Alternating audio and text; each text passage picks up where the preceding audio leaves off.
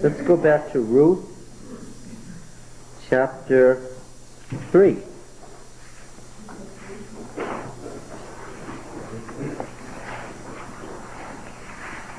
Ruth 3.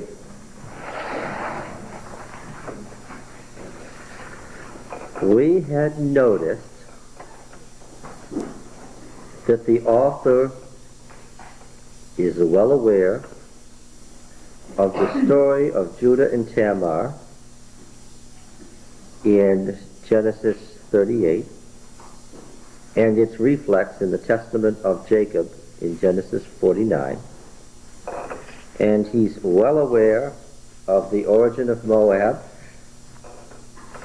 in Genesis 19, which is reflected in Judges 19, which is the section that the Deuteronomic historian has written to balance Ruth.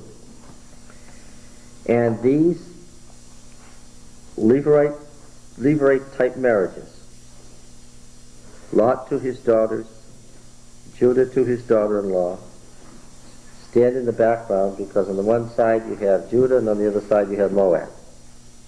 Okay? And these background symbols now merge in Ruth and Boaz. See? He's bringing together traditions into the story of Ruth. He's weaving the story around these pre-existing traditions. You understand? Yeah, everything is coming together here. All right. So,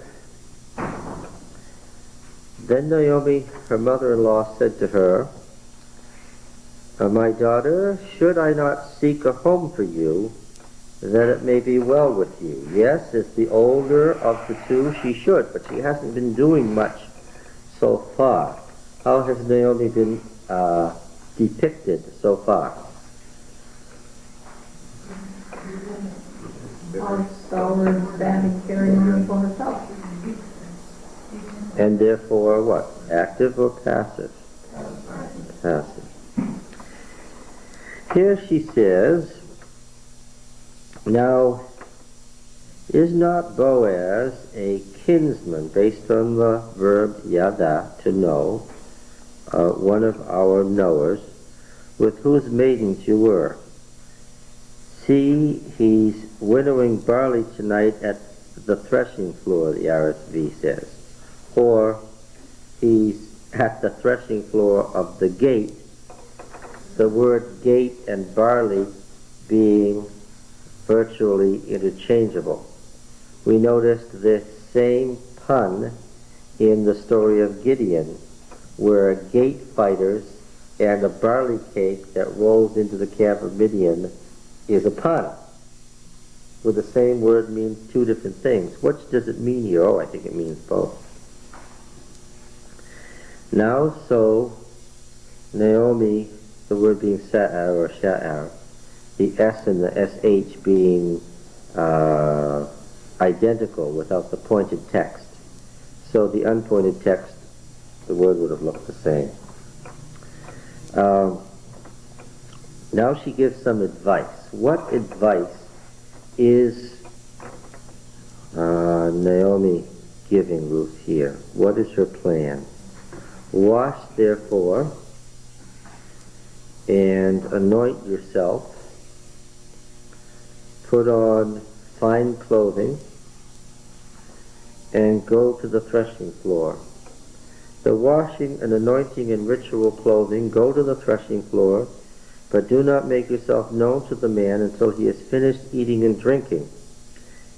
When he lies down, observe the place where he lies, then go and uncover his feet and lie down, and he will tell you what to do." She replied, "All that you say I will do." What is it that Naomi is telling Ruth to do? Well, what does she want from what? Isn't that the formal way of informing him that they're aware he is the next of kin? No. No. You're way short of what? You're way short of the drama. You're way short of the drama. You've missed the point.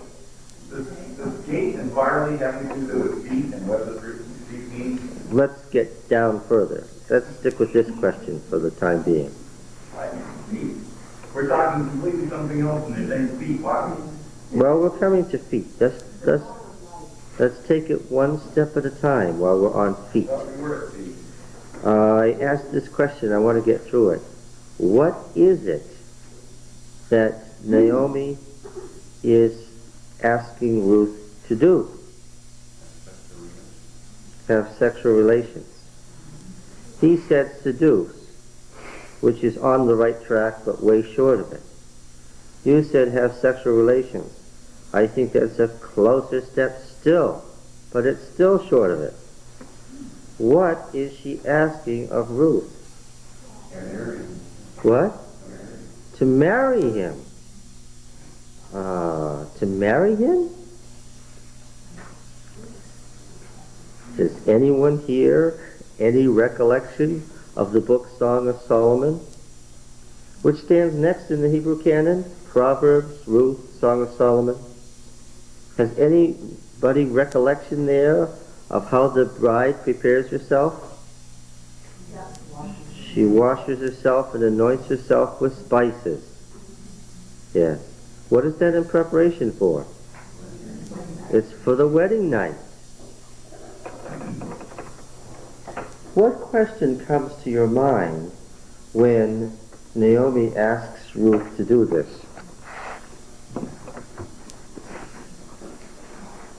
What kinds of questions? There's some obvious things standing in the... What happened to courtship? Oh, that's not a question I would even begin to ask. He said, what happened to courtship? Well, I'm asking from the 20th century here. Yes, of course you're asking from the 20th century, and we're doing exegesis. That isn't even an option to think about doing exegesis. Ruth has made the decision to place herself under Naomi's rule, right? She made that decision when she said she wasn't going back to her mother's house, right? When she made that decision, she was stuck with, in that culture, what? If Naomi says, do it, then what? Then you do it. Obviously, the narrators made it clear that the relationship between them is such that Ruth could have said, no, I don't want to do that.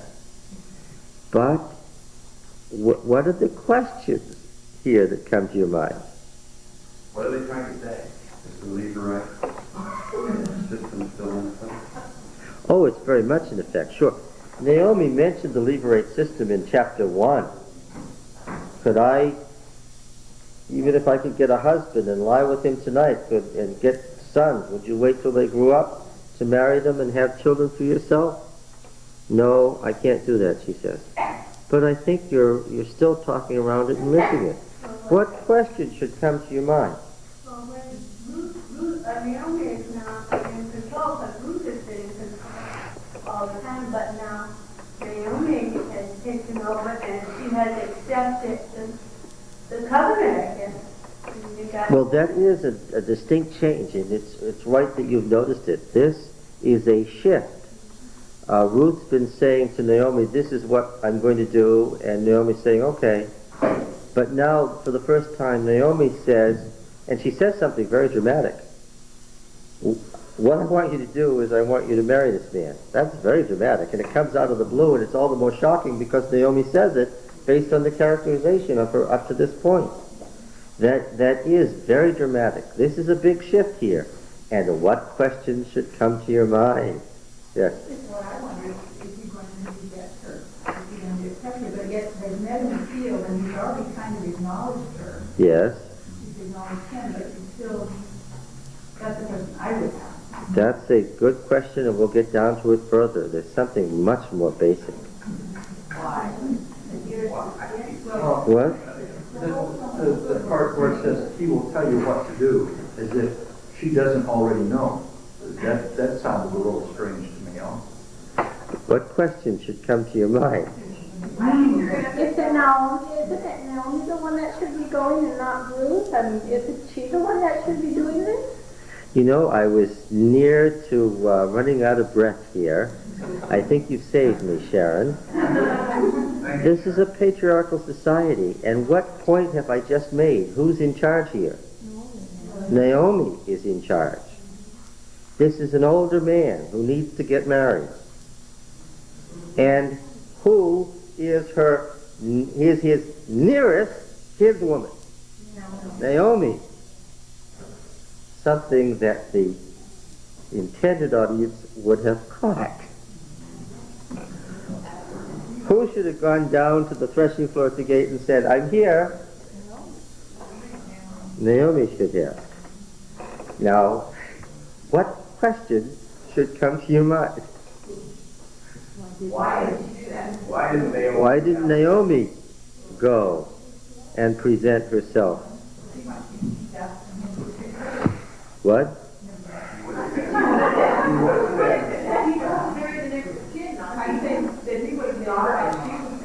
Okay, so now let's get to the answer. We're taking this very slowly. For people with background in exegesis, this is going somewhat slow. The question is, why didn't Naomi, who is really the next in line, go and make the marriage proposal? Wasn't he setting up the bloodline before? Well, yeah, but we want to know why things happen, not that this is the way it did happen, but why? What? Her son and husband before she had lost everything. Maybe she was afraid. She lost her sons and husbands, so it's an emotional problem.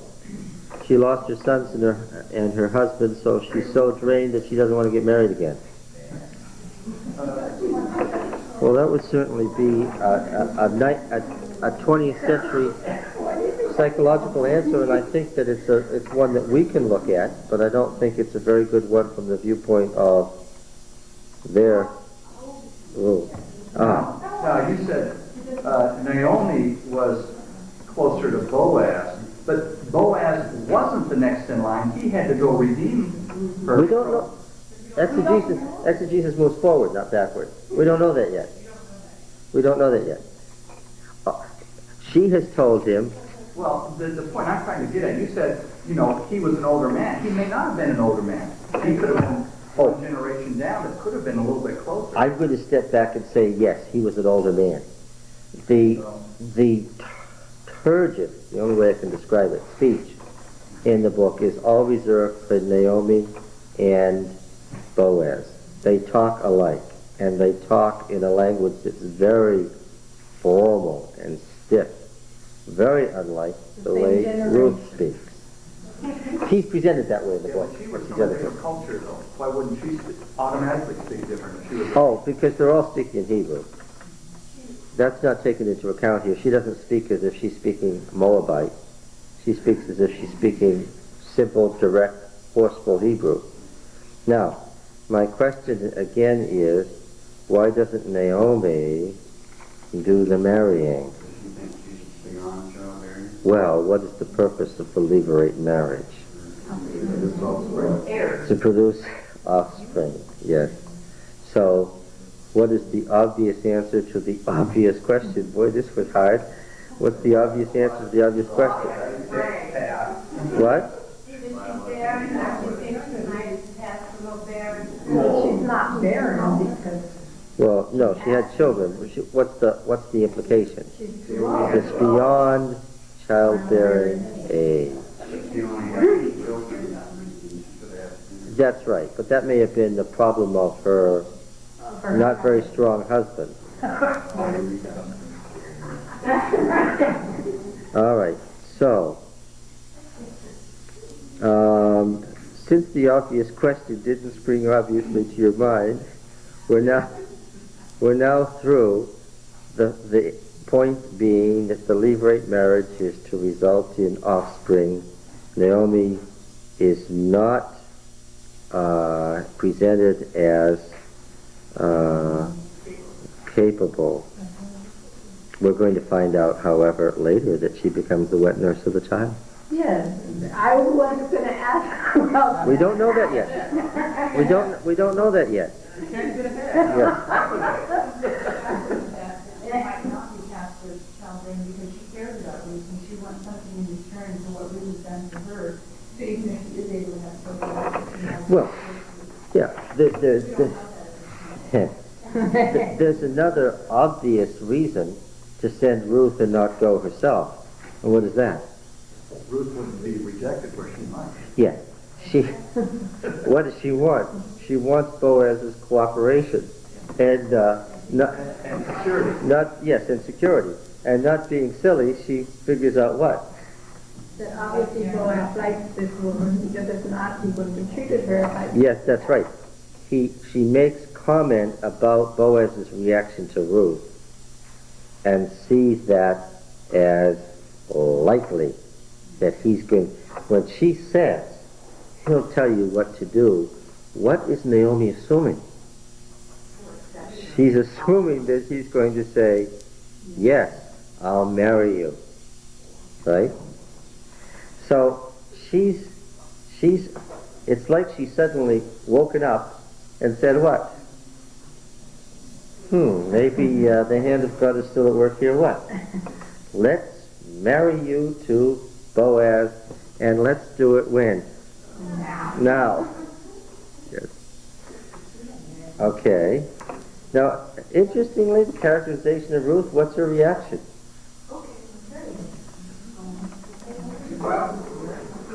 All that you say, I will do. Now, is there any risk to Ruth here? He could say no. Is that a possible answer? He could expose her as a prostitute Ah, to her yeah. and ruin the whole family. That he could say no is not a possible answer. How can you say that? Because it's quite a law-abiding person, and he would either reject her as a prostitute or he's going to accept it and That's follow right. through with the law. He's either going to follow the law, and covenant law, and do chesed, or else he's going to reject her as a prostitute. He could say, isn't this what Moabite women are like? And what could happen to her?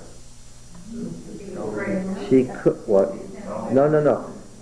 Be disgraced is not the right answer. How is one disgraced in that situation? One is disgraced to death. Yes, by a large stone. So, is there any risk then, live risk to Ruth? Yes. Then why do it? Why not say, you do it? Because she's following Naomi's orders. Yes, and her could. Now, we're going to find further in the chapter that since she's young, of marriageable age, and presented as desirable, what could she do? Could she get married? Yes. And thereby get security for what? Herself. No, herself. But by doing this, what? She gets security for both of them.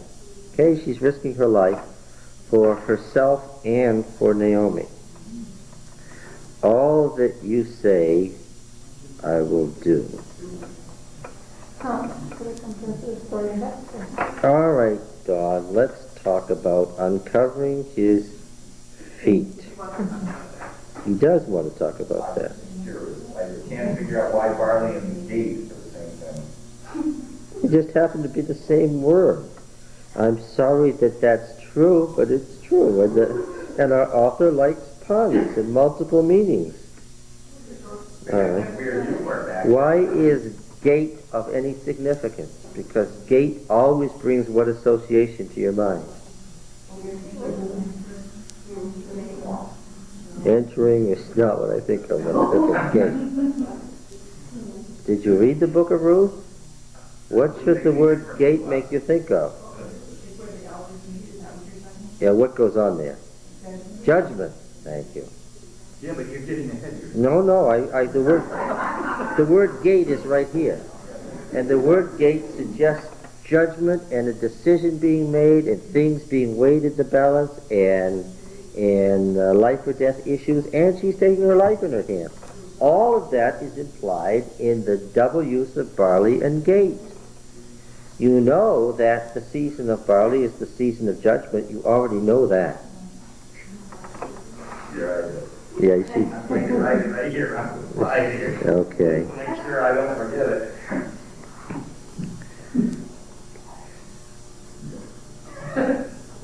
What's in Judges 3:21? I have no idea what's in Judges 3:21.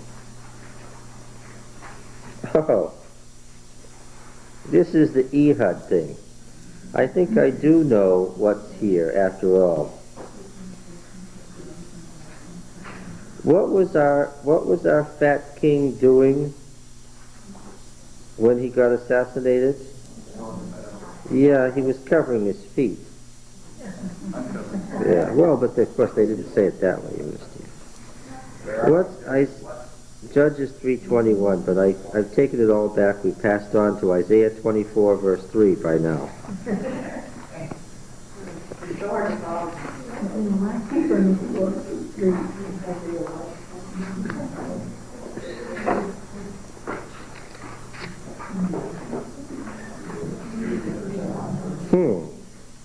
I don't see anything that looks familiar in Isaiah 24:3.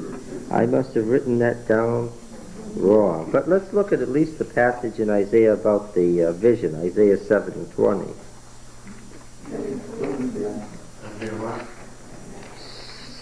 Well, a couple of places. Let's start with Isaiah 6, verse 2. You find that interesting? Well, it's funny, yes. It's funny. Yeah, okay. Above him stood the attendants, the seraphim, the burning ones. Each had 6 wings. With 2 he covered his face. With 2 he covered his feet. That is what? Genitals. And with 2 he flew. Okay. Isaiah 7 and verse 20. This is a warning against what's going to happen in the day of Emmanuel. In that day, the Lord will shave with a razor, which is hired beyond the river. He will shave with the king of Assyria the head and the hair of the feet, which is what? What hair is that? That's the pubic hair, yes. And it will sweep away the beard also, being the signs of masculinity and fertility. Okay. 2 Kings 18:27. Remember this story? We'll find it if I've written it down properly. 2 Kings 18:27. Now, can I ask a question? Why these guys were translating this?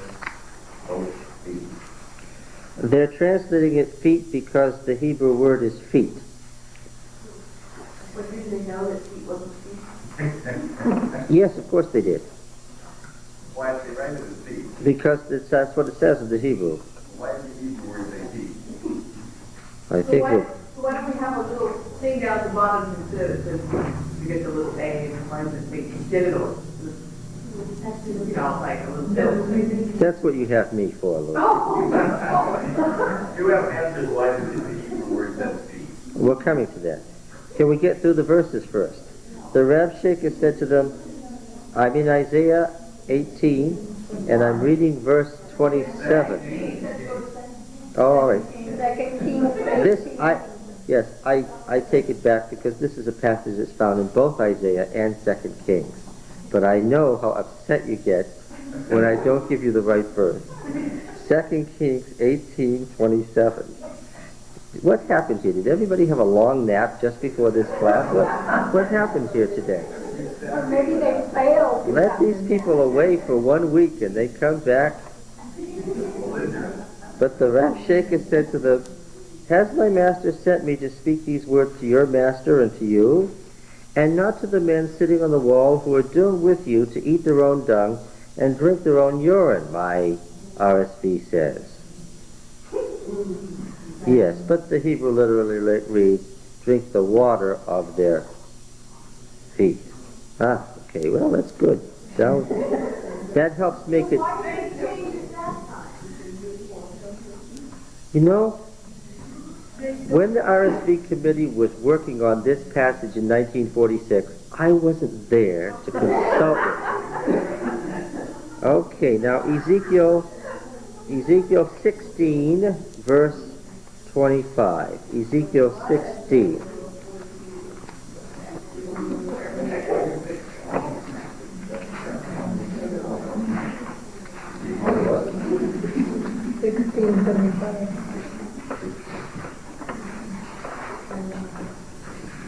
Oh.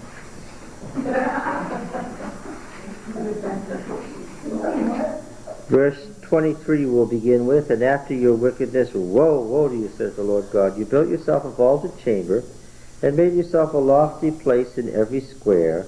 At the head of every street you built your lofty place, and prostituted your beauty. What do you think it actually says?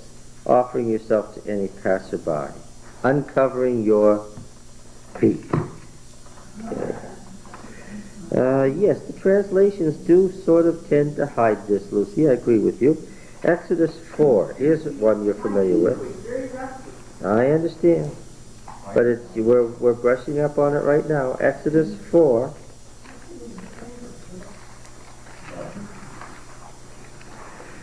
This will be a familiar story. Something we've actually read. We'll begin at verse 24. At the lodging place on the way, Yahweh met him and sought to kill him. The him is Moses. Then Zipporah took a flint, she being the priest Jethro's daughter, therefore a priestess.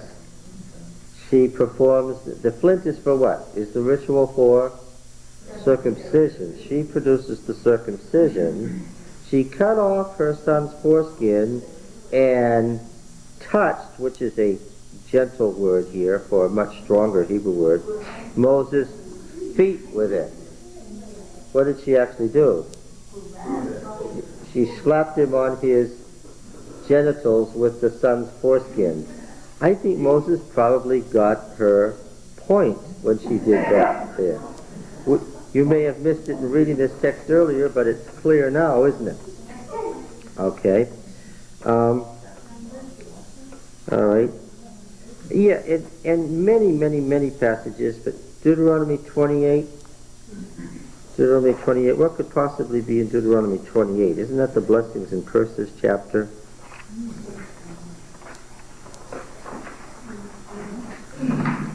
Yes. You'll remember this not very pretty passage at the end of all the curses. Verse 56. This is about the siege. The most tender and delicately bred woman among you, who would not venture to set the sole of her foot on the ground. Now here's a pun on the word foot. Because she is so delicate and tender, will grudge to the husband of her bosom, to her son and to her daughter, her afterbirth that comes out from between her feet. Yeah. Meaning her vulva. Yeah. Okay. Yes, it is interesting. I agree. So, and Lucy, your complaint is correct that in a lot of these passages the translation hides the Hebrew word and its intention. But that's why we do exegesis. Right? Okay. Well, you told us that barley and gate meant the same thing. Why are you still on barley and gate? Because the Bible says it. Feet in Hebrew and something else, and it means this whole other realm of things. The barley and gate has to do with judgment, and that has to do with... Yeah, we're off that now. We're on to the next part of the sentence where feet means genitals. Now in Hebrew, does feet mean genitals? Feet is an idiom for genitals. Do they have a Hebrew word for genitals? No, So how do you know when they mean feet? by context. If you examined the English language, you would find that we have many words that we use that don't mean what we intend them in our sentences, but we understand it because it's an idiom and you can tell by the context what we mean. It's the nature of language. And when a person is translating, it's really hard sometimes to know what words to use. Yes. Because There's always the question of two kinds of translation, and this brings up the matter of translation, which is a continuum across the spectrum. There is the word-for-word translation, which is very literal, very pedantic, often produces a very, very poor translation, but tells you what the original actually said. And you can move from that all the way across to the sense translation, where you don't say what the words in the original were at all. You do what? You try to give a parallel sense in the other language that doesn't have anything to do with the words in the original language. Everybody who can speak two languages knows that this happens. And you know when you're hearing one language and you're translating that you make fast judgments about how you're going to say that in the other language. And sometimes you choose this parallel or cognate words, and other times you just choose phrases that mean something similar or the same. That's a problem of translation at all times, Lucy. And see, I was just thinking right now, if the person that translated this obviously knew feet, when they were translating to English using feet, they were thinking that everybody is going to understand Yes. it just simply because they did. I'm sure that the RSV committee presumed that it would be obvious to most readers that feet meant genitalia. They didn't believe you were fundamentals in the My grandmother will be shocked when I I guess it was because of my concern that your grandmother might be shocked that I spent so much time looking at all these different texts so that it's abundantly clear that what Naomi told Ruth to do was what? She didn't want him to have cold feet. That was not the issue here at all. That would have produced the opposite effect from the one that Naomi wished to occur. Now, did the original audience understand what the storyteller was saying? Of course.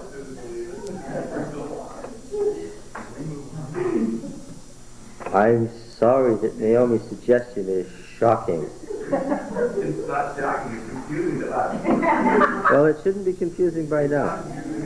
Oh, good. We have made progress, yes. It seems to me that I would consider this to be a rather indecent act for two people who are not married. No, I don't think you're catching it. And we don't have the Levirate marriage system. That's right. We don't have that system, how can we understand it? Well, you can't understand it because we're doing exegesis, but his point is somewhat different. We can't put it to our own perspective. At this point, what will happen at that point? This isn't just sexual intercourse. What is it? That's why I said we went through what she said, to what he said, to what Don said, and I said it's getting closer, and finally Don said it's a marriage. At that point, what happens? There is no rabbi in a local village. This is the judges' period. How does one marry? By pronouncing the covenant ritual and saying, this is it, we're getting married. That wasn't indecent, that was what? That was it. This is the way to do it. Well, did they actually have a marriage ceremony, or No. did they just kind of go off together and start have this cohabitating? As far as we can tell, what you needed was, you needed the parents to agree. And in this case, Boaz and Naomi are the parents. Yes. And throughout the Bible, you have incidents where people have just made this agreement, like Isaac took Rebekah into his tent, Yes. and they were married. That's it. That was a way of life. Yes. So, Well, we're wrapping up back here, but in West Africa, we have a lot of Hebrew customs, and if you really wanted to ask someone to do something and it's a big thing, you stand there and hold your foot. I'm holding your foot, I beg you, and it's come over to it. And if we were in the country, that doesn't mean They probably don't get what the original idiom meant. Yes. And the phrase "I'm holding your foot" would have been a correct one. That's right. Let's go back a similar story to the death of Abraham. You brought up the holding the foot.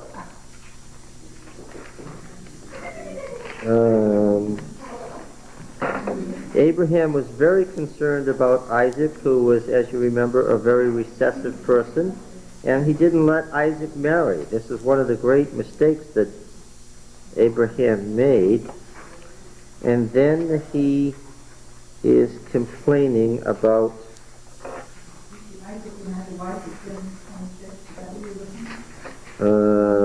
what is it? Genesis 26, you say?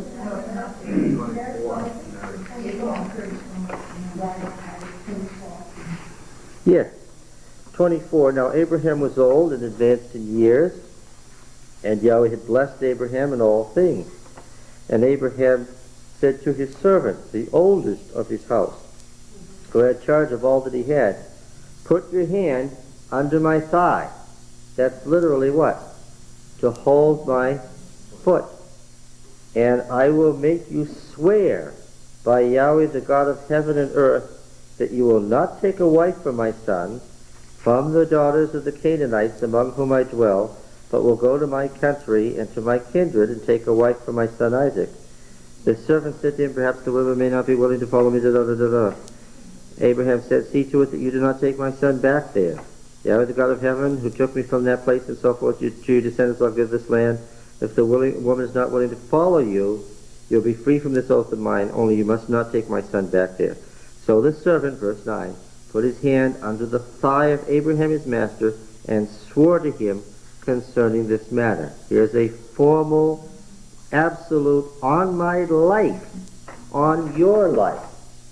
That's what holding the foot meant originally in the Semitic things. Okay. Yes, so the Asantis don't know what it came from. Okay, yes, we have that a lot. All right. Now then,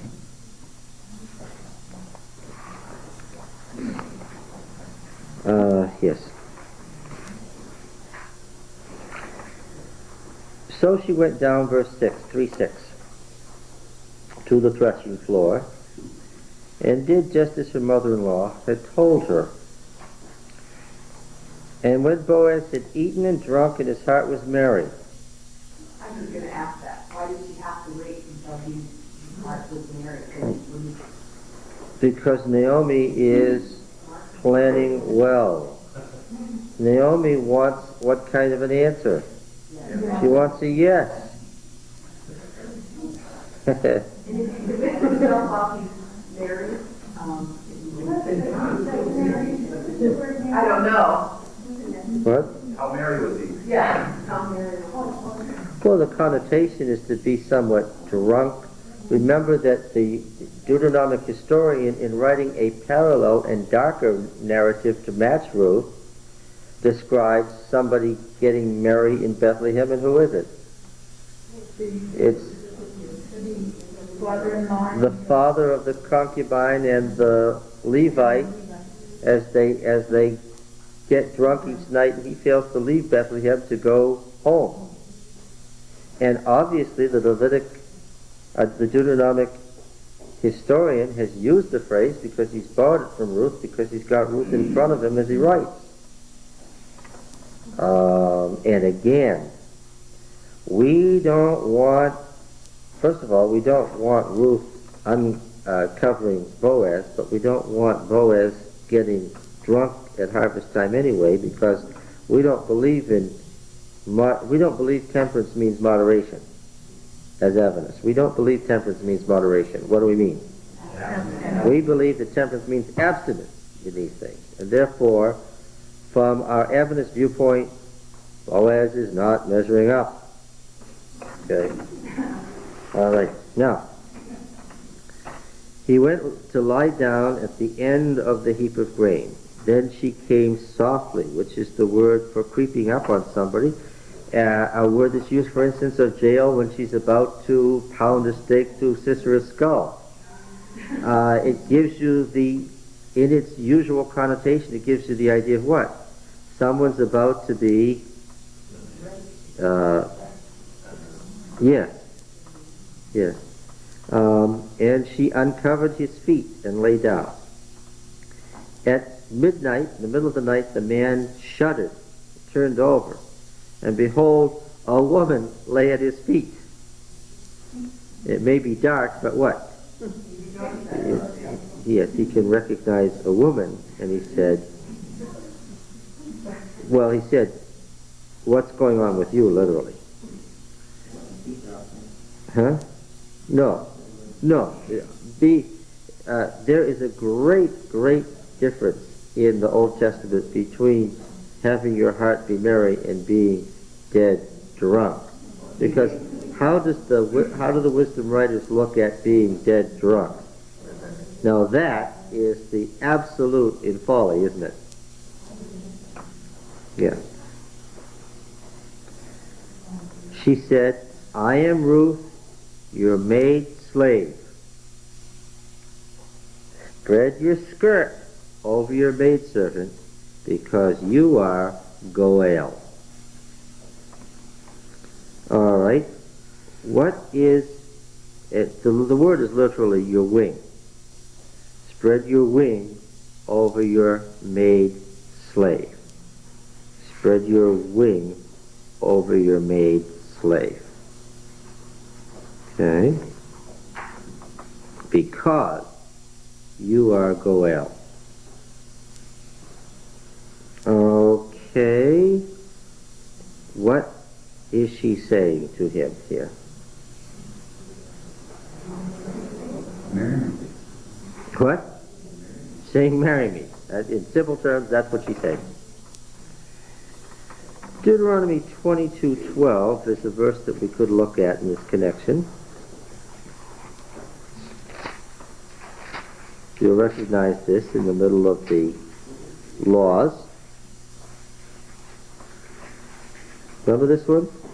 You shall make yourself tassels on the four corners of your cloak with which you cover yourself. How is that related? What's the word there? On the wings of your cloak. It's the same word. The wings. Tassels go on the wings of the garment that you cover yourself with. In Ezekiel 5:3, going back to Ezekiel is a priest, and a lot of priestly lore is found in Ezekiel.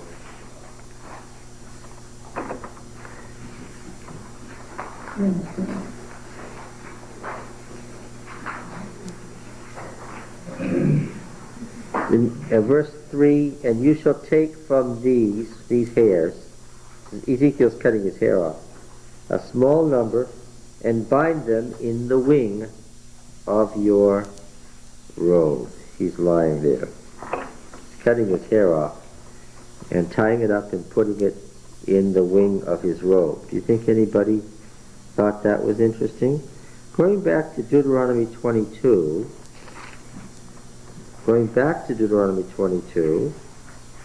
put them in this order deliberately. Let's look at verse 30 this time.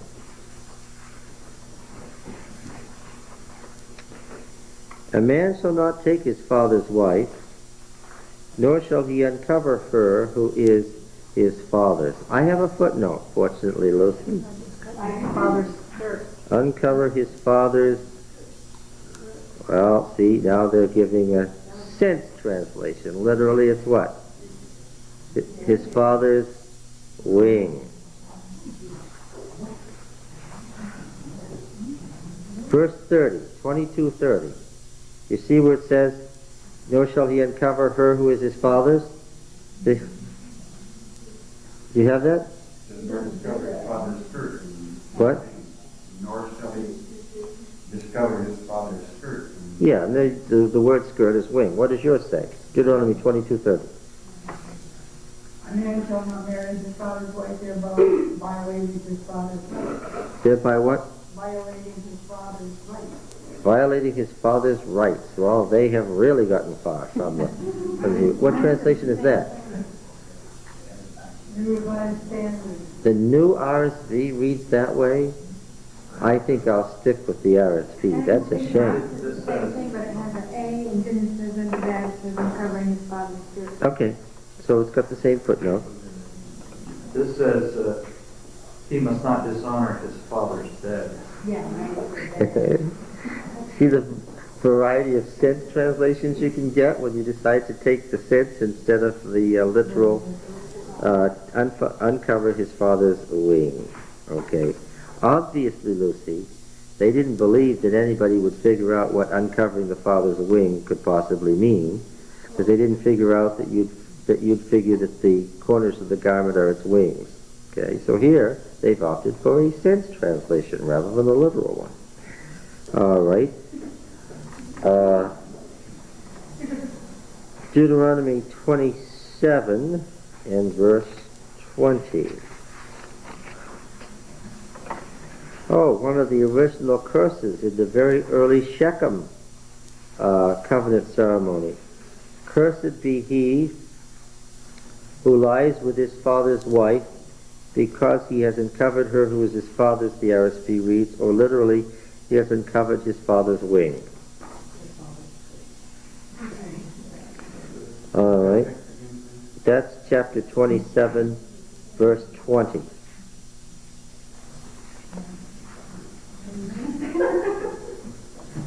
Now Ezekiel. Again, Ezekiel 16.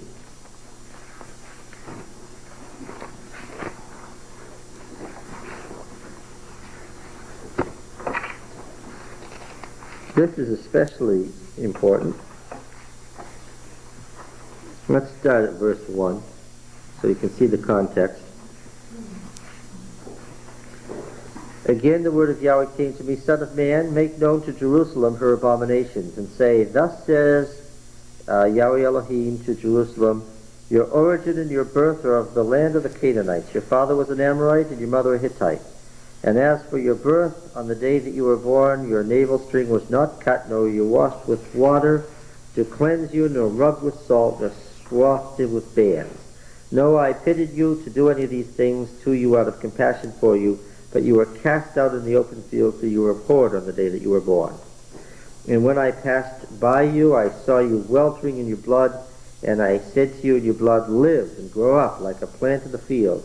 And you grew up and became tall and arrived at full maidenhood. Your breasts were formed and your hair had grown, yet you were naked and bare.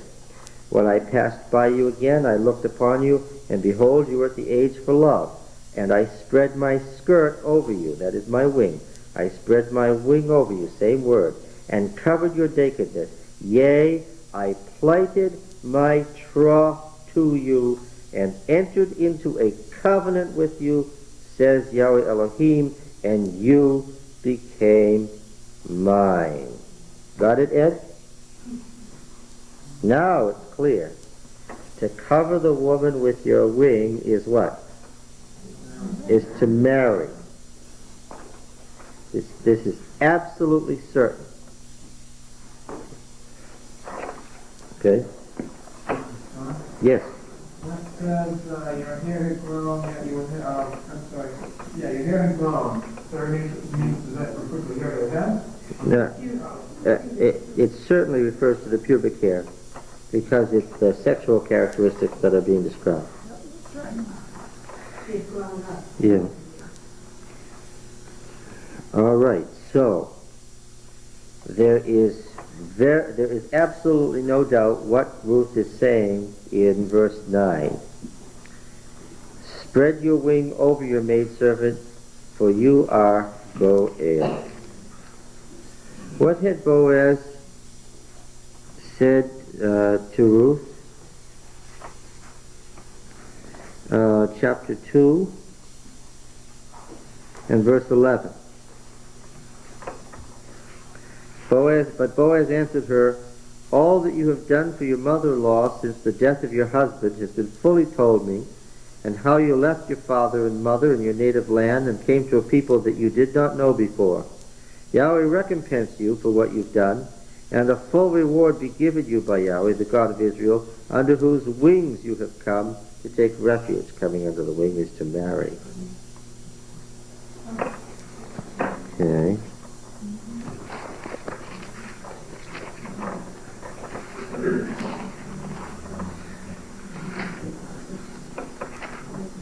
All right, now we're at the key question, and that is, how is he going to react to this blatant assault on his person and his life? And she's not telling him that this is a suggestion, but what?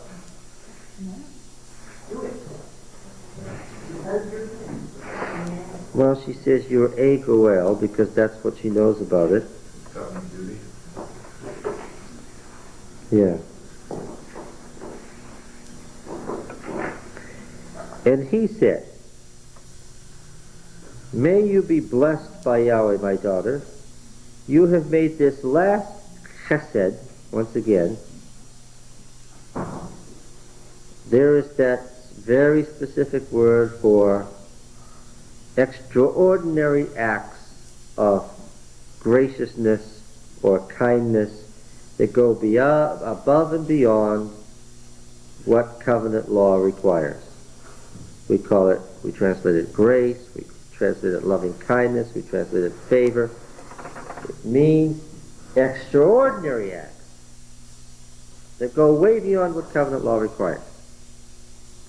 He recognizes that she's doing this for what purpose? For Naomi. For Naomi.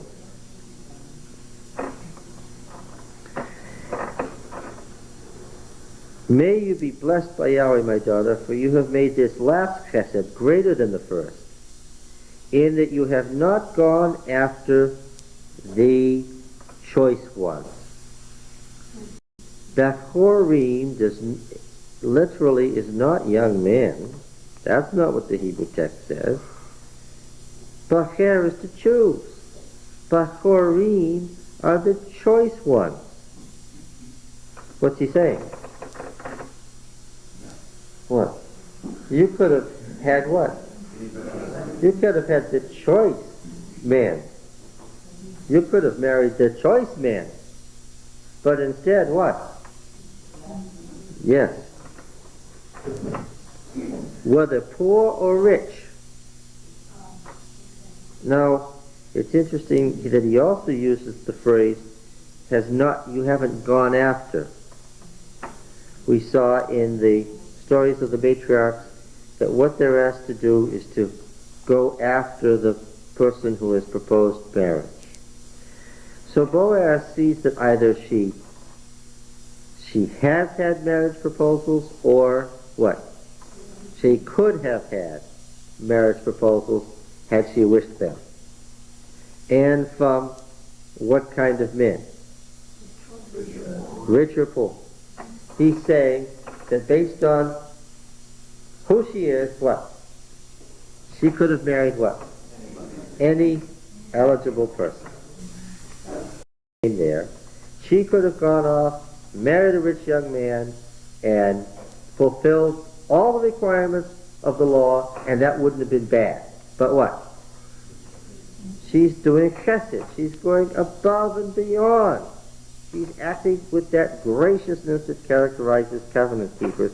She's going way beyond what the minimum requirements are. So she did that all the time by coming back with Naomi and accepting, declaring that her God and her people. That's right. In the book, she's a perfect example of what it means to keep the covenant, and he's very impressed by that. And now, my daughter, do not fear. I will do for you all that you ask. For all my fellow people, know that you are Asher Chayo. What does that mean? This is the phrase from Proverbs 31:10. The virtuous woman, well, it's the woman of life. woman of worth. Well, see, it's a phrase that covers a big meaning. She's an extraordinary woman. That's what it means.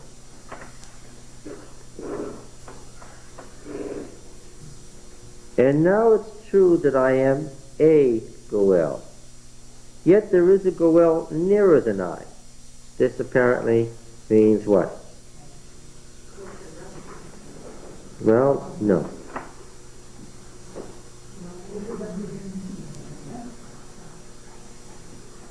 What's the verb that's being translated here?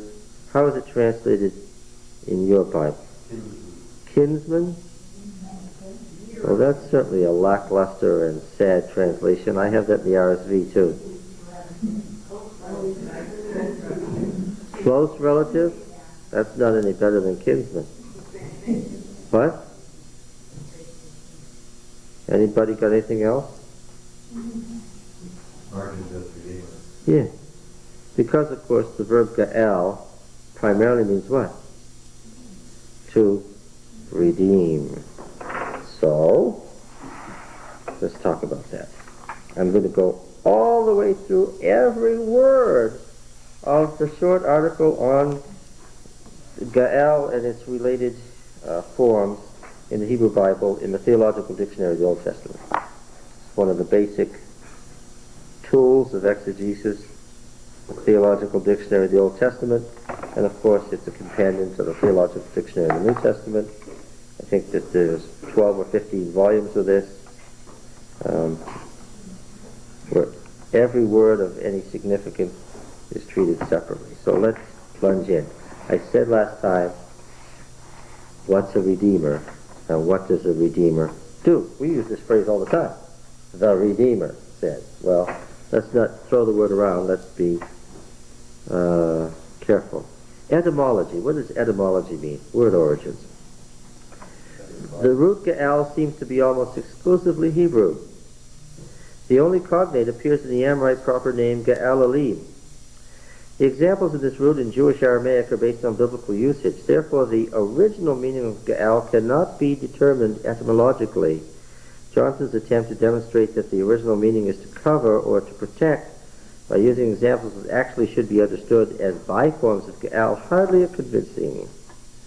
Kohler Baumgartner takes as its point of departure, Kohler Baumgartner being the standard lexicon of Hebrew, the meaning to lay claim to someone or something.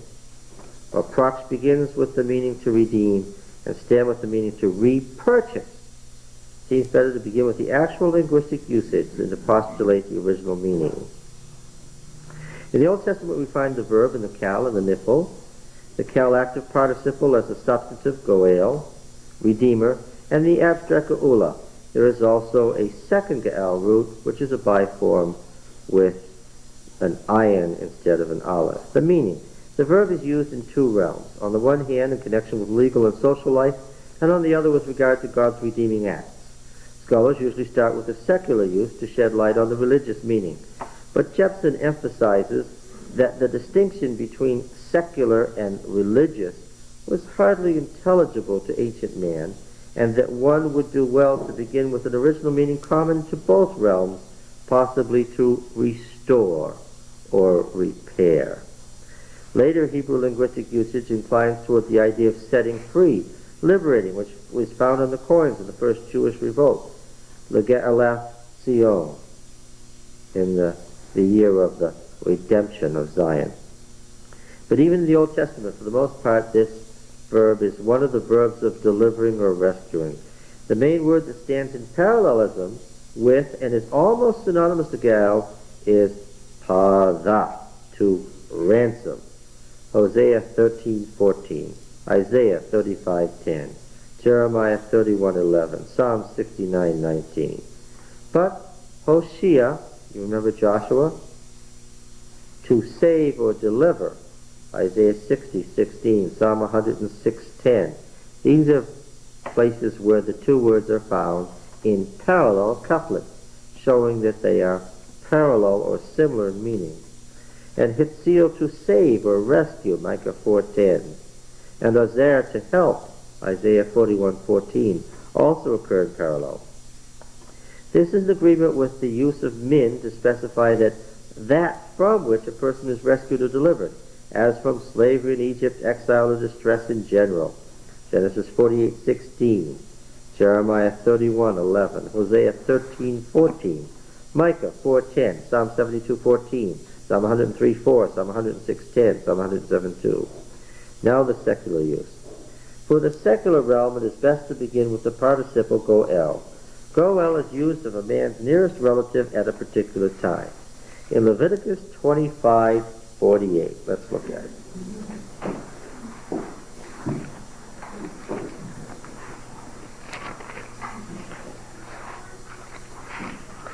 Does anybody remember right off the top what Leviticus 25 is?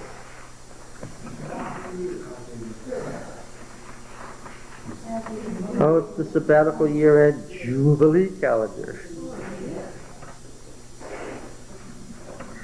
Let's see if I can get all the way through this without getting off on what's-his-name's book. Let's read it. Verse 47, Leviticus 25. You remember this is the economic system of Israel in P. P represents what country? P represents what country? The South. Can you say a name of a country? Judah. D represents what country? Israel. And of course, the covenant code in Exodus, the earliest one, represents the period of the Federation, the early Judges period. So that's why we have the three codes. Okay, here we are in P, in the very midst of the P economic system. If a stranger or sojourner with you becomes rich, and your brother beside him becomes poor, and sells himself to the stranger or sojourner with you, this is a non-Hebrew. So to remember the stranger's family, then after he's sold, he may be redeemed. There's the word. One of his brothers may redeem him, or his uncle or his cousin may redeem him, or a near kinsman belonging to his family may redeem him. Or if he grows rich, he may redeem himself. Here redemption is primarily what then? Buying back with money. He shall reckon with him who bought him from the year that he sold himself until the year of Jubilee, and the price of his release shall be according to the number of years. The time he was with his owner shall be rated as the time of hired slave. If the years are still many, according to them he shall refund out of the price paid for him the price for his redemption.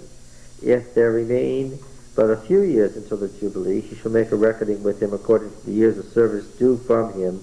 He shall refund the money for his redemption. As a slave hired year by year shall he be with him. He shall not rule with harshness over him in your sight. And if he is not redeemed by these means, then he shall be released in the year of Jubilee, he and his children with him. For to me the people of Israel are slaves. They are my slaves, whom I brought forth out of the land of Egypt. I am Yahweh your God. In Leviticus 25:48 and following, it refers to a man's brother, uncle, cousin, or some other kinsman who is responsible for standing up for him and maintaining his rights.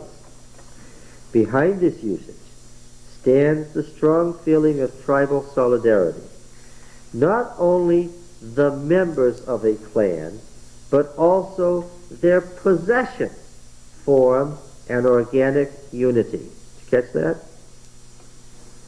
And every disruption of this unity is regarded as intolerable and as something which must be restored or repaired. Following specific cases are mentioned in the Old Testament. A. If someone sells a house or a piece of property to pay a debt, there is the right of redemption, geula, and the nearest relative at the time is bound to buy back that which was sold and restore it to the family, as we've just read. In Jeremiah 32:6 and following, remember the story? Jeremiah buys a field of his uncle Hanamel to redeem it, using the same word. There's a long description of Jeremiah redeeming something. In this instance, the redemption took place before the field was sold. Animal was going to sell it to somebody outside the family. To prevent it from leaving the family, Jeremiah paid for it by redeeming it to prevent it from going outside the family. The book of Ruth contains another example. Boaz is the Goel of Naomi and Ruth, 2:20, but there is a nearer kinsman who has priority, 3:12 and 4:4. He is quite willing to pay the price of the property, but not to marry Ruth as well, which apparently was a part of the responsibility accruing to the Geulah. But Boaz accepts both responsibilities, 4:9. In this instance, the legal ramifications are complicated and cannot be explained in detail.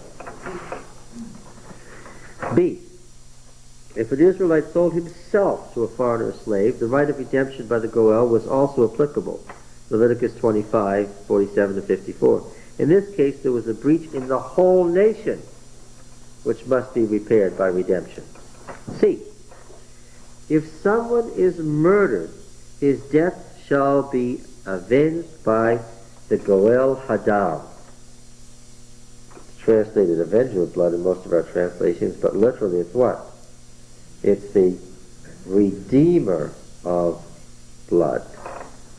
Okay, whose responsibility is to kill the murderer of a member of his clan. The avenger of blood is first of all the dead man's son, and then all other male relatives. By vengeance, the avenger of blood restores the equilibrium that had been disturbed and the wholeness that had been impaired. Kohler Baumgartner redeems the guilt of the manslayer. The manslayer can take refuge from the avenger of blood in the cities of refuge. Numbers 35. We read this before, but we can refresh our memory. Numbers 35 and verse 9. And Yahweh said to Moses, say to the people of Israel, when you cross the Jordan into the land of Canaan, then you shall select cities to be cities of refuge for you, that the manslayer who kills any person without intent may flee there. The city shall be for you a refuge from the Redeemer. There it is, verse 12. That the manslayer may not die until he stands before the congregation for judgment.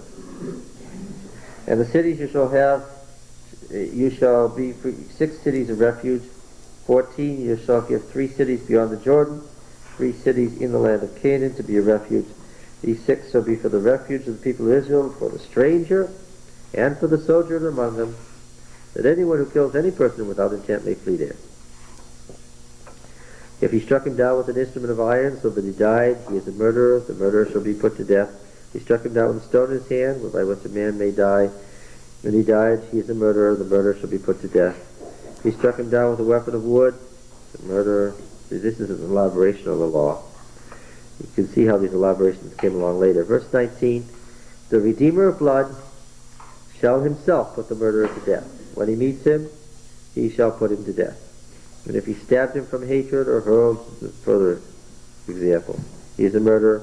The Redeemer of blood shall put the murderer to death when he meets him. Then if it happens, suddenly there's further elaboration on when he is or isn't a murderer and what the Redeemer of blood should do. Okay? We see in Deuteronomy 19, there's more the D form of the cities of refuge.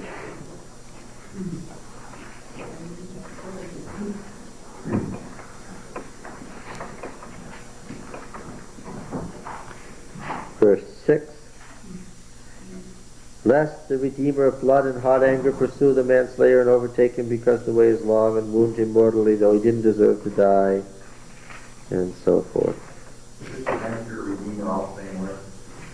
That's exactly the point we're following. We're reading the word Goel. I told you I was going to read everything about this one word, Goel. We're not going to leave the word at all.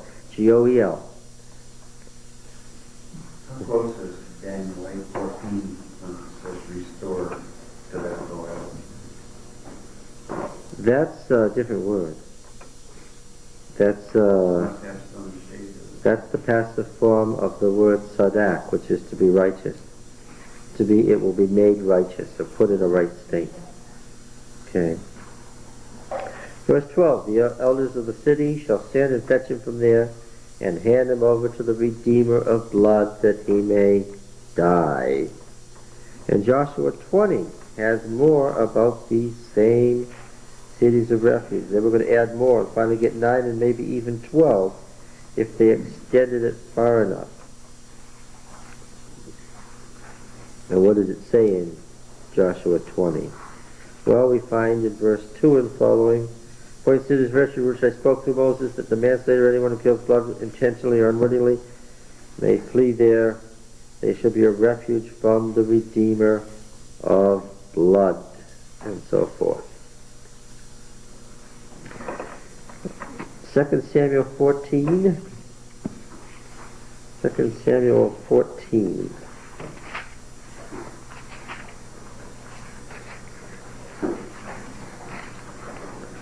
What's going on here in 2 Samuel 14? Well,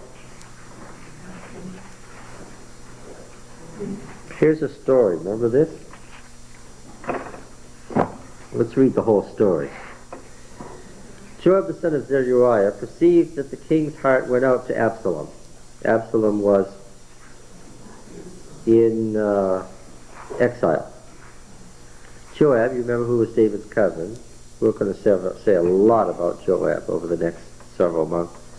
Sent to Tekoa and fetched from there a wise woman. We knew that wise women lived in Tekoa. We've talked about this before. Said to her, "Pretend to be a mourner. Put on mourning garments. Don't anoint yourself with oil. Behave like a woman who's been in mourning many days for the dead. Go to the king and speak thus to him." So Joab put words in her mouth. Well, why did he need a wise woman if he was going to tell her what to say? He needed somebody to know how to act. Oh, yes. He needed an actress, and also he didn't know how David would react. He needed somebody who, having got it started, could carry it on. The woman of Tekoa came to the king and fell on her face into the ground, did obey, and said, "Help, O king." The king said to her, "What's your trouble?" She answered, "Alas, I'm a widow. My husband is dead. Your handmaid had 2 sons. They quarreled. One struck the other in the field. Killed him. Now the whole family has risen up against your handmaid. They say, 'Give up the man who struck his brother, that we may kill him for the life of his brother whom he slew.' And so they would destroy the heir also." Then, of course, without an heir, the family name dies. "Thus they would quench my coal which is left, and leave to my husband neither name nor remnant on the face of the earth." The king said to the woman, "Go to your house, and I will give orders concerning you."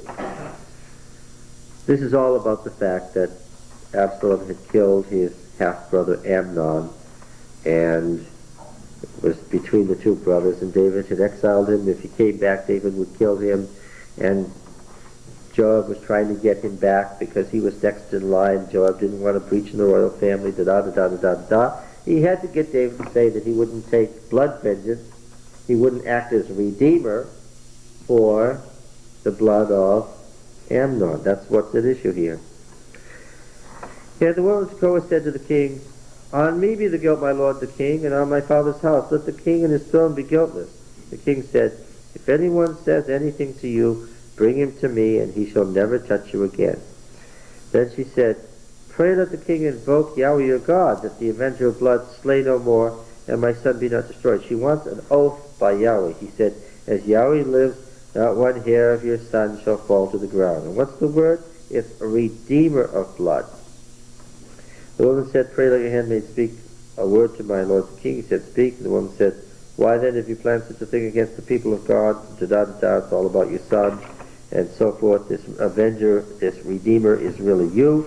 You've just said that the redeemer can't do this, and so you're stuck." Okay, there's a good example. All right, B. Leviticus 27 contains a case analogous to A and B, in certain cases in detail. Let's look at it. We read this in great detail, and this was one where you folks were having considerable trouble with this. We've been through this chapter 2 or 3 times now. We're hoping that we don't have as much trouble with it today as the last 2 or 3 times.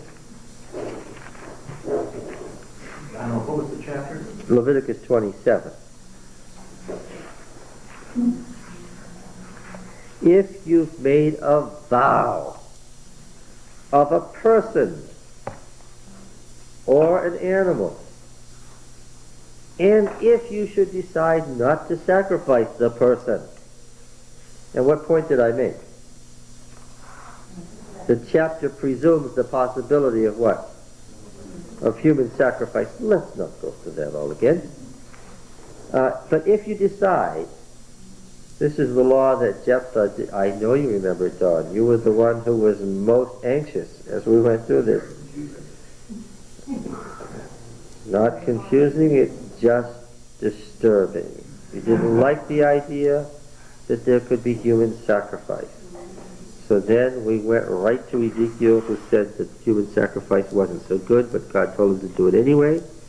And but I know, Ed, your friend didn't like that either. Now, what could you do here if you decided not to kill the person or the animal?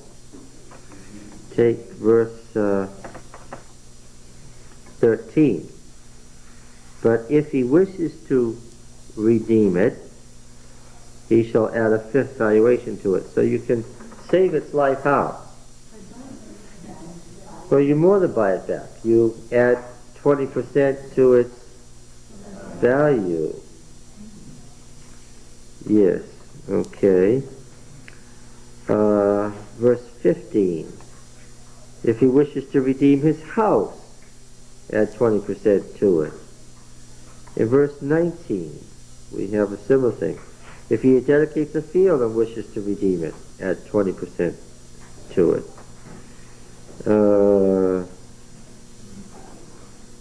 Yes, firstlings of animals, same thing, redeem.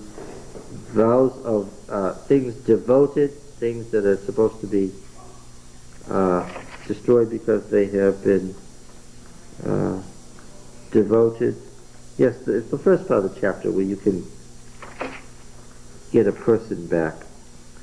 In verse 31, what does it say there? And if it's tithe, you can redeem your tithe by paying 20% more than it's worth. The tithe being, in this case, a physical thing. Your apples or your figs or whatever. Okay, now, Numbers 5. This is an interesting passage. What's going on here?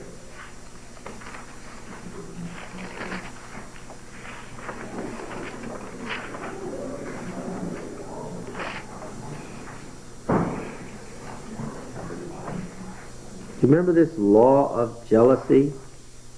This is a strange and wonderful passage. In verse 8, 5:8. When a man or woman commits any of the sins that men commit by breaking faith with the Lord, and that person is guilty, confess his sin which he's committed, make full restitution for his wrong, adding a fifth to it, giving it to him to whom he did the wrong. If the man has no kinsman to whom restitution may be made for the wrong, the restitution for the wrong shall go to Yahweh to the priest, in addition to the ram of atonement, and so forth. So here, if the person is dead and you can't make restitution to the person, you make it to what? To the... No. If the person is dead and you can't make restitution directly to that person, you make it to his redeemer. To his redeemer. It's still the same word. How do you spell that word, Don? I was still trying to catch up when you said. Oh, G-O-E-L. Goel, yes. All right.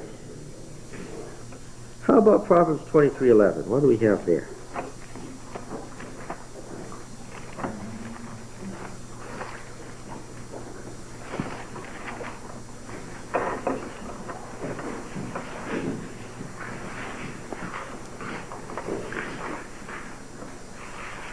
How about verse 10? We have to start at the beginning of the sentence.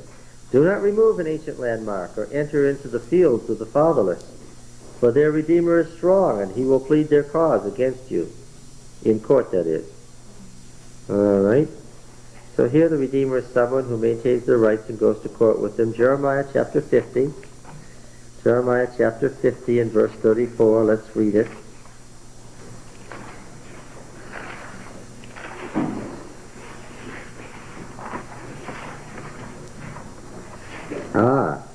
Redeemer is strong. Yahweh of hosts is his name.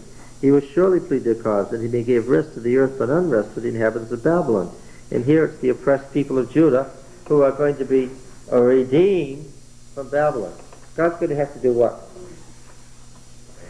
Buy them back. Got to pay some money.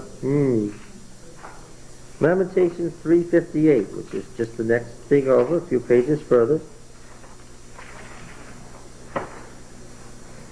Thou hast taken up my cause, O Lord. Thou hast redeemed my life. Here in court, he's trying to save the life of the individual.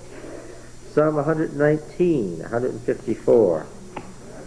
Psalm 119, you recognize that psalm right away. And verse 154.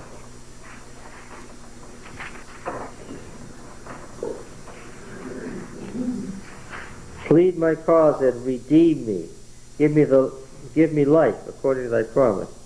Here it's a court case and a very famous passage, Job 19. Job 19. You will recognize this one too. We talked about this several times when we talked about Job. Job 19.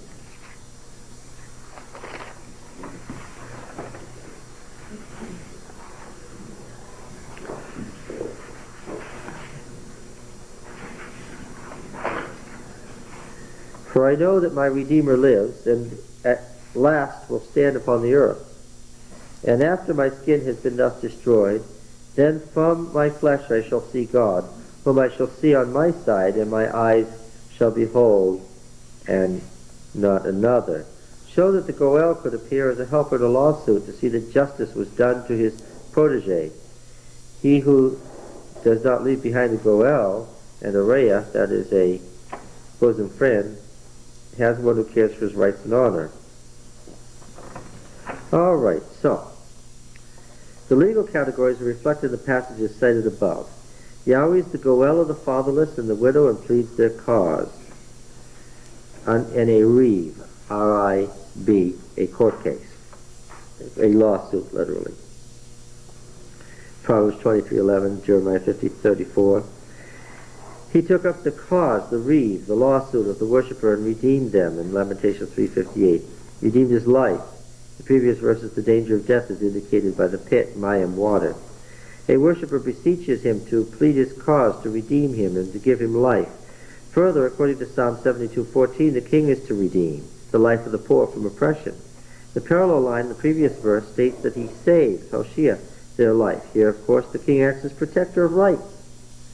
In some instances, nuances of meaning derived from social life are not to be ignored. Psalm 74:2, referring to the Exodus, says that Yahweh acquired and redeemed his congregation and made them his inheritance. This passage doesn't have a restoration in mind, but an acquisition, a purchase, although, of course, the patriarchal tradition could substantiate the idea of redemption. Isaiah 52:3, now you remember Isaiah 52:3, certainly, says that Israel will be redeemed without money. Now that's interesting. Isaiah 52:3. That tells us two things at once. Redemption is usually how then? We can, yeah.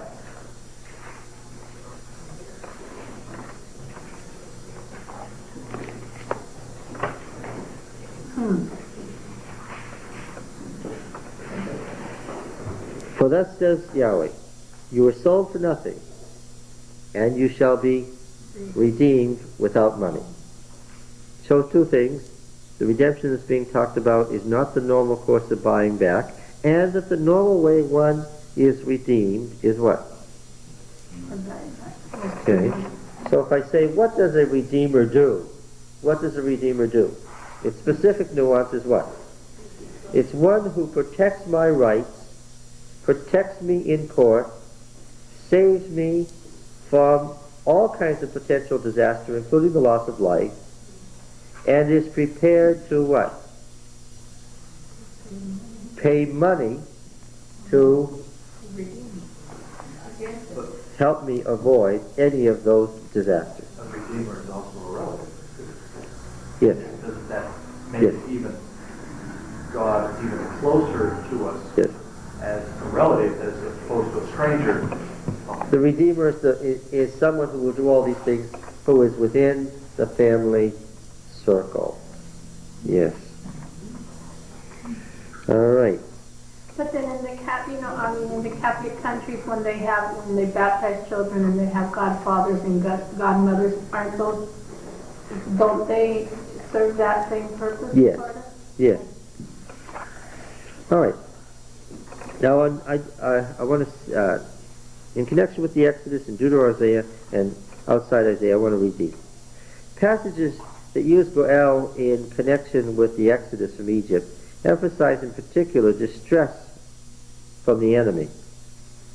Pada is used more frequently than Gael in speaking of the Exodus, especially in Deuteronomy and the Deuteronomistic literature. In Exodus 6:6, which of course is P, Exodus 6:6.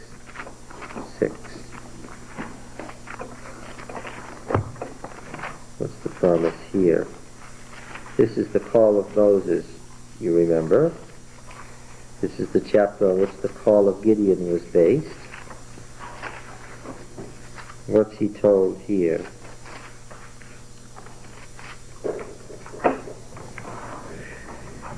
God said to Moses, I am Yahweh. I appeared to Abraham, Isaac, and Jacob as El Shaddai, but by my name Yahweh I did not make myself known to them. I also established my covenant with them to give them the land of Canaan, the land in which they dwelt as sojourners. Moreover, I have heard the groaning of the people of Israel from the Egyptians hold in bondage, and I have remembered my covenant. Say therefore to the people of Israel, I am Yahweh, and I will bring you out from under the burdens of the Egyptians, and I will deliver you from their bondage, and I will redeem you with an outstretched arm and great acts of judgment. Okay. Now he promises to bring his people out from the burdens of the Egyptians, deliver them from bondage, and redeem them with outstretched arm. The association with the secular release from slavery is evident, as in Leviticus 25. The only other thing that needs to be asked is whether the author also has in mind the restoration of an earlier relationship between Yahweh and Israel, since he mentions the patriarchs with whom Yahweh had already made a covenant. The other texts using Gael that refer to the Exodus do not trace Yahweh's election back to the earlier liberation from Egypt. Exodus 15:13. What is Exodus 15? What is Exodus 15?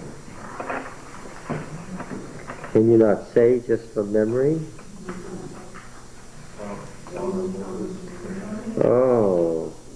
Oh, this pains me. Where is the Song of Moses found? Every single person should say in unison, where is the Song of Moses found? Exodus 15 is the wrong answer. Let's try again. This is not the Song of Moses. And if your Bible says that in a heading that was supplied by translators, cross the heading out and memorize what I asked you to memorize again and again. This is not the Song of Moses. Where is the Song of Moses? Deuteronomy, what? 30. Well, you're close enough to make me satisfied, even though you're wrong. Leave your finger in Exodus 15, which is not the Song of Moses, and go over to Deuteronomy 32, where I'm sure it is still found. That's interesting. The Bible says the Song of Moses in both places. All right. This is what it's... If you'll read 31 again, we did a mighty exegesis of Deuteronomy 31, and wonderful. I am still proud of the exegesis we did of Deuteronomy 32, the Song of Moses. This is what Moses said. I certainly don't mean Exodus. I mean Deuteronomy.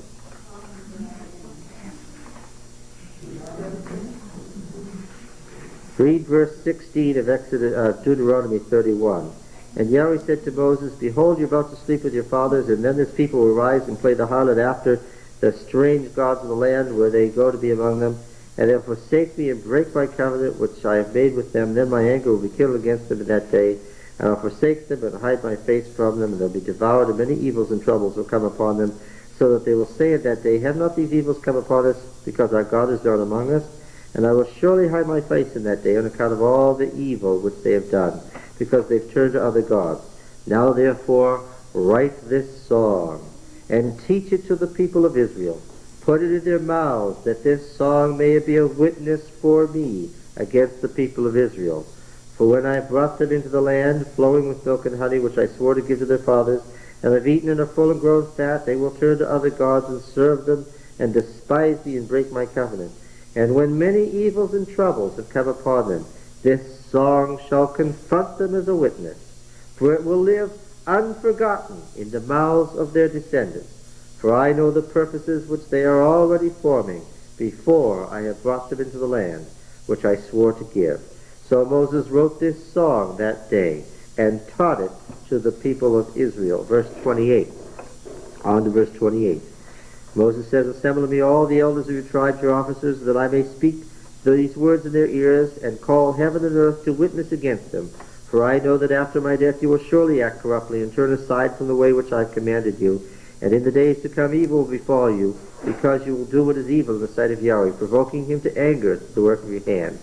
Then Moses spoke all the words of this song until they were finished in the ears of the assembly of Israel.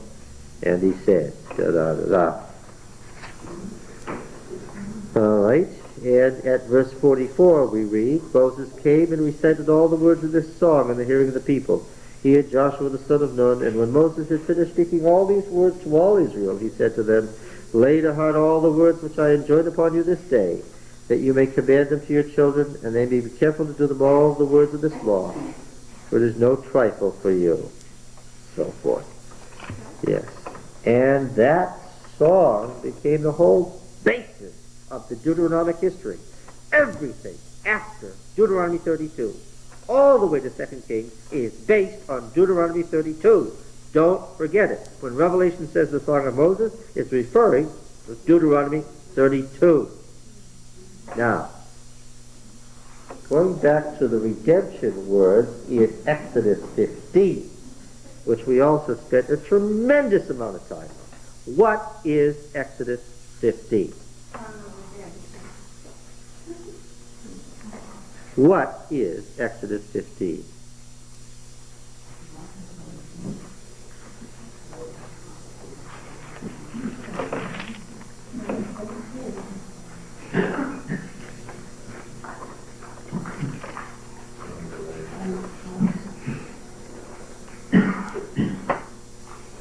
Verse 19. For when the horses of Pharaoh and his chariots and his horsemen went into the sea. What sea is that? The Reed Sea. Yam Suf. And we remember from our exegesis that Suf means both reed and extinction. And that is why in biblical theology this is always referred to as the Song of the Sea, which is the song of what? The Song of the Reed Sea, or the Song of Annihilation, extinction.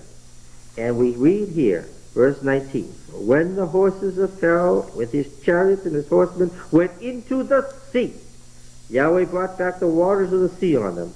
But the people of Israel walked on dry ground in the midst of the sea. Then Miriam, the prophetess, the sister of Aaron, took a timbrel in her hand, and all the women went out after her with timbrels and dancing. And Miriam sang to them, sing to Yahweh, for he has triumphed gloriously. The horse and his rider he has thrown into the sea. And what is it? It's the incipit, which is a technical term for the first two lines of what? Let's read verse 1. Sing to Yahweh, for he has triumphed gloriously. The horse and his rider he has thrown into the sea. What is those words that Miriam spoke? How much of the song did she sing? All of it. Why don't they say all of it there then? Because the standard way of referring to a song in a narrative when you're not going to give the whole song is to give what? The incipit. That's the way it was done. We've run into this again and again and again in narrative. And I've mentioned it over and over again. Time to start memorizing these things. No good just to, if we could spend years reading the Bible, but it's all a muddle at the end, then it won't have accomplished anything. Who, if you want to be technical about it, who sang this song? Miriam. All right, it's the song of the sea. And in this is very important, is the earliest or oldest reference to Yahweh as Redeemer in the Bible. Let's see. Where is that? Can anybody find that?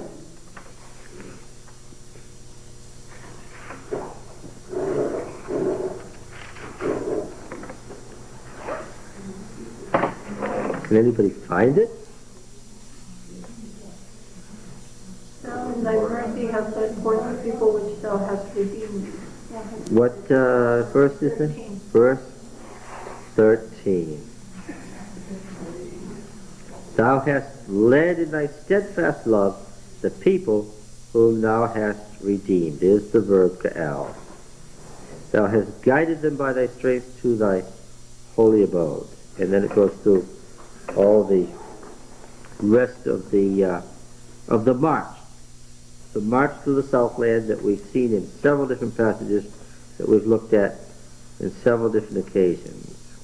Okay? In 2nd Isaiah, let's talk about the use of the Redeemer in 2nd Isaiah, because really it's 2nd Isaiah that popularized this idea. We wouldn't, as Christians, say our Redeemer if it wasn't for 2nd Isaiah. Now, what chapters do we refer to when we say the 2nd Isaiah?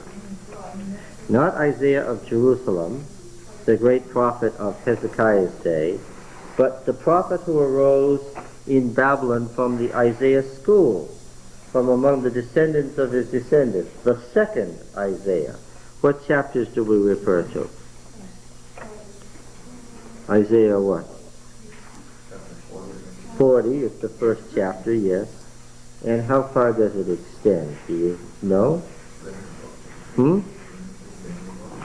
To 66? 40 to 66? Well, technically that's not correct.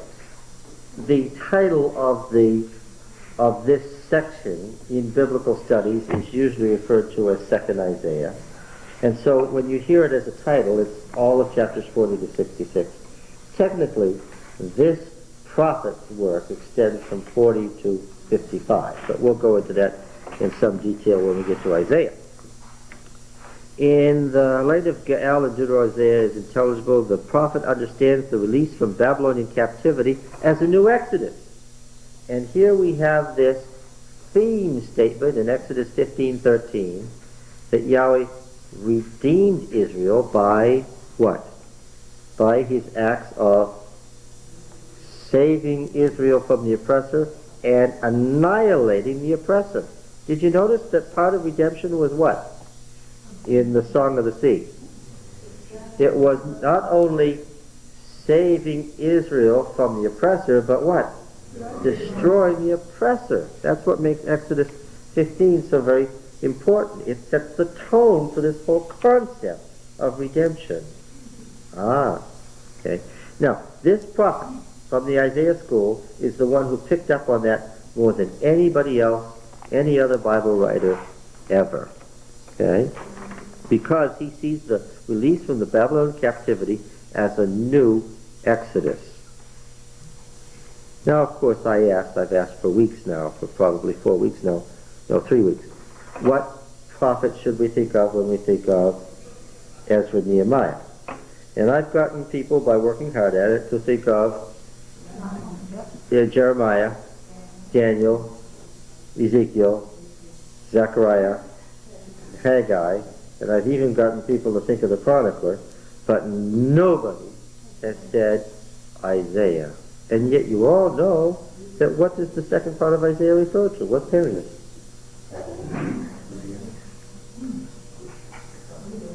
The king who God is working through is what king? Second Isaiah. Cyrus. And what's happening? A great new exodus is happening. Where are they coming from? From Babylon. This is the very time that we're talking about, and yet folks haven't caught it yet. But we'll deal with this next week in Sabbath school. All right. He uses Gal to convey the idea of restoring a broken covenant relationship. In Isaiah 51:10, he talks about the redeeming.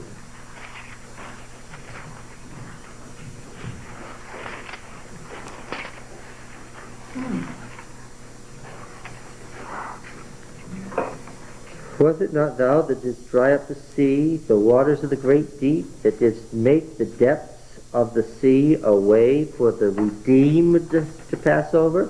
What's he talking about here? He's talking about what? The original Exodus. Read verse 9 with me. Awake, awake, put on strength, O arm of the Lord.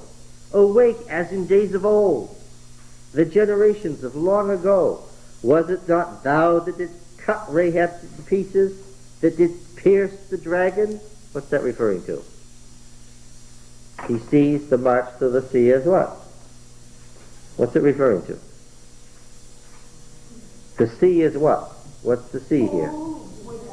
The seven-headed dragon that was given the what? The deadly wound. The deadly wound. Yes. But why Rahab? Well, Rahab is the dragon's name. Oh, It means chaos. oh. Okay. Yeah, I made this point before. It just got through to you just now. I like it when an idea gets through. Yes. In 48:20, back a couple of verses. Go forth from Babylon, flee from Chaldea. Declare this with a shout of joy. Proclaim it. Send it forth to the end of the earth. Say, Yahweh has redeemed his servant Jacob. They thirsted not when he led them through the deserts. He made water flow for them from the rock. He cleft the rock and water gushed out. There is no peace for the wicked. So which, is he talking about the last Exodus or the next one? Yes.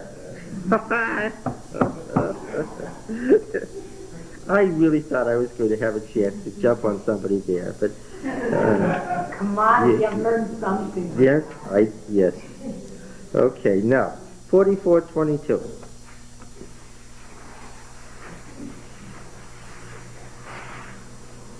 We'll read 21, verse 21. 44:21. Remember these things, O Jacob, and Israel, for you are my servant. Oh, by the way, this is a very important verse. All the way through this prophet, there's a central figure. I'm presuming now that even if you didn't know that the Isaiahs in the book of Isaiah are more than one person, even if you didn't know that, and there's no cause for alarm now, that this isn't the same person who wrote the first half of the book who wrote the second half, even if you didn't know that, I'm presuming that you know that in the second half of Isaiah, there is a central figure called the servant of Yahweh, right? And who does it say the servant is here? Remember these things, O Jacob and Israel, for you are my servant. Shall we just, I don't even want to go on, I think we'll just flip over here so you can be familiar with this. Read a familiar passage with me in Isaiah, perhaps 53.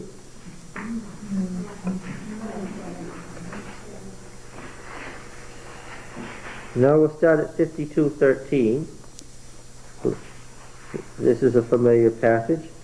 Behold, my servant shall prosper. He shall be exalted and lifted up and shall be very high, as many were astonished at him. His appearance was so marred beyond human semblance, and the form beyond the sons of men. So shall he startle many nations. Kings shall shut their mouths because of him. For they shall see that which has not been told, and that which they have not heard shall understand. Who's the servant? What did you say? Who's the servant? Jacob. What did we just read? Exegesis now. When I'm reading Isaiah, who have I never, ever heard of? Yes. Who did we just read in the Bible was the servant? Israel. What has just happened to Israel at the time of 2nd Isaiah? Have they been through any suffering?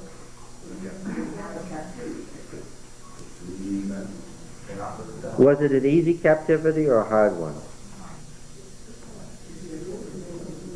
It was the worst thing in the whole history of God's people, right? The time of Jacob's trouble. It was awful. Thousands died. Millions died. When is this now? This is just at the end of the exile. I thought you said David in exile, they lived there among themselves. Someone grew rich.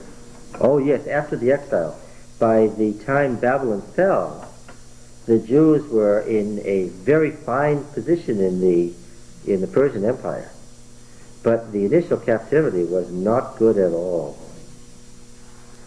And So I'm trying to get you to read something exegetically here, and it's really hard, I know. Who is it describing? And what experience is it describing? What experience of Israel? Yes. Who has believed what we've heard? And to whom has the arm of the Lord been revealed? For he grew up before him like a young plant. We saw this in Ezekiel. Jerusalem grew up how? Like a plant. We just read that in Ezekiel a couple of minutes ago. Like a root from a dry ground. He had no form of comeliness that we should look at him, and no beauty that we should desire him. He. Who is the he? Name is Israel. It's the corporate person. How many of God's people are included here? All. He was despised and rejected by men, a man of sorrows, acquainted with grief, as one from whom men hide their faces. He was despised and we esteemed him not. Exegetically, who is this? Israel. Now, what does this mean? Was Israel suffering in some way redeeming for the nation? Did Israel's suffering have some sort of vicarious redemptive power? What does this chapter say? One of the big questions people ask was what? What was the big question throughout the exile? Why? Why? Why? Some said, oh, it's because of the sins of the father. Ezekiel said, that's not it. Some said, it's because Yahweh's not powerful. The gods of the nations were more powerful than Yahweh. Jeremiah said, no, that's not it. Some said it's because Yahweh no longer controls history. Daniel said, no, that's not it. This prophet said what? God had a redeeming purpose in the suffering of Israel. Surely he has borne our griefs and carried our sorrows. We esteemed him stricken and smitten by God. What did the prophet say? That Israel was... Who did this? Did the devil do this to Israel? Did the Babylonians do it to Israel? No. God did it to Israel. Yes. He was wounded for our transgressions. He was bruised for our iniquities. Upon him was the chastisement that made us whole. This is what the nations are saying. This is what the nations say when they look on Israel. Because what's going to happen to the nations in 2nd Isaiah? They're going to be what? Destroyed. Have you read the second half of Isaiah? What's going to happen to the nations in 2nd Isaiah? They're going to be what? They're going to be all come to Jerusalem. A great ingathering of all the nations into a great new kingdom that embraces what? The whole world. And how is this made possible in Isaiah?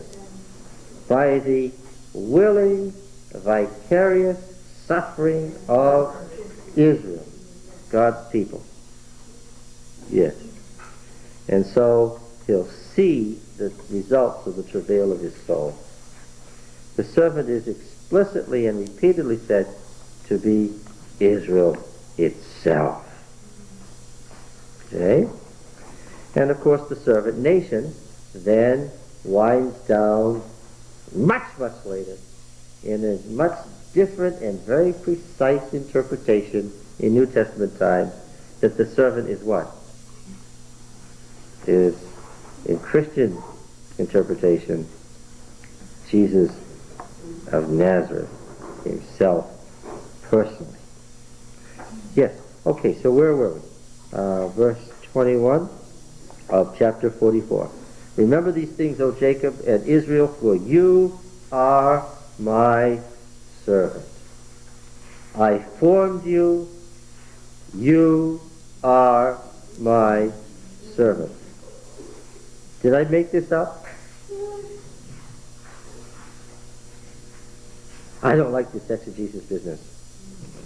When the Bible means something different from what I want it to mean. What a nerve this prophet has to interpret his own words different from the way I do. Oh well. I formed you. You are my servant, O Israel. You will not be forgotten by me. What were they feeling? Yeah. I have swept away your transgressions like a cloud and your sins like a mist. Return to me, for I have redeemed you. Yes, the redemption is in advance of the new Exodus. Sing, O heavens, for Yahweh has done it. Shout, O depths of the earth. Break forth into singing, O mountains, O forest and every tree in it. For Yahweh has redeemed Jacob and will be glorified in Israel. All right. Here the redemption is connected with forgiveness of sins, as in Psalm 103. 52:9, rejoicing. 52:9. Tell me what. 52:9. Break forth together into singing, you waste places of Jerusalem, for Yahweh has comforted his people. He has redeemed Jerusalem. This is that famous passage, verse 7, how beautiful upon the mountains are the feet of him who brings good tidings, who publishes peace, who produces good tidings and publishes salvation, who says to Zion, your God reigns. Hark, your watchmen lift up their voice. Together they sing for joy, for eye to eye they see. They return to Yahweh, to Zion. Break forth together in singing, that you waste places in Jerusalem, for Yahweh has comforted his people. He has redeemed Jerusalem. 43:1.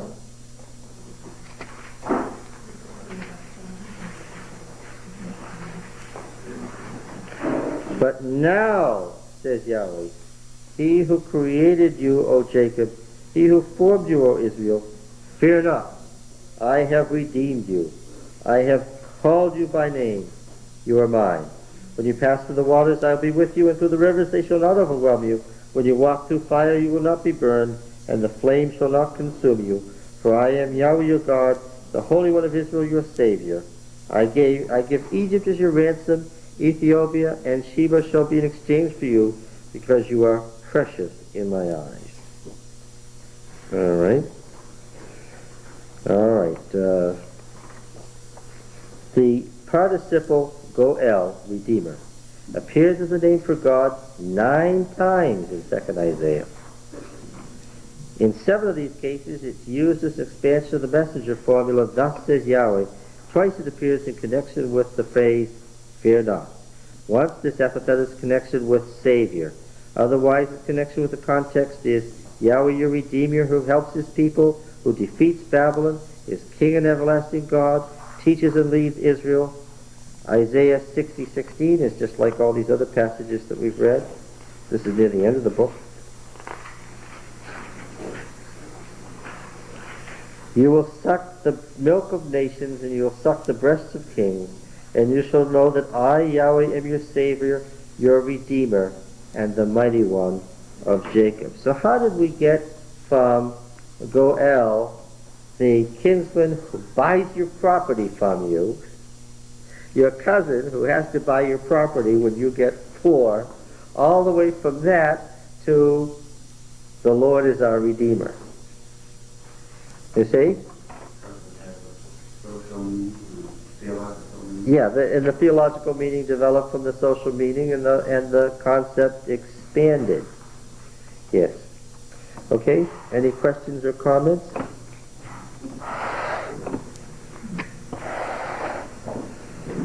Yes. Yes. The verb ga'el.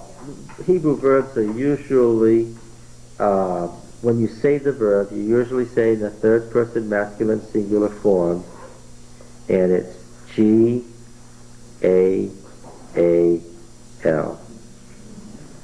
The difference is that the first A is a long one and the second A is a short one. Ga'el. And, yes. And the participle goel, one redeeming, the Redeemer, is the same letters, just with different vowel points. Okay. I think we... Oh, yes. Since we're studying this quarter Ezra, and you really need to be familiar with this book, The Chronology of Ezra 7. I think we have a copy in the library. Without it, there's no hope of understanding Ezra without this book. Many of the questions that we are talking about now were already set down, settled, and finished 40 years ago. The questions that we're just coming on now. Why is this? Okay. I want you to be aware of that book in connection with the Sabbath School lesson. The Chronology of Ezra 7 by Horn and Wood.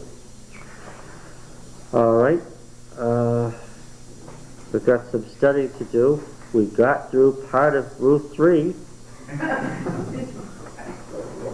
What? No. We never left. We didn't get on the Sabbath School lesson. We spent every minute of this 2 hours on Ruth 3. On Ruth 3, we're talking. Why do we do all this? Because what's the point in Ruth 3? She says to Boaz, what? I want you to marry me because what? You're a redeemer. And I said last time that we would ask the question, what's a redeemer? All right. See you next time.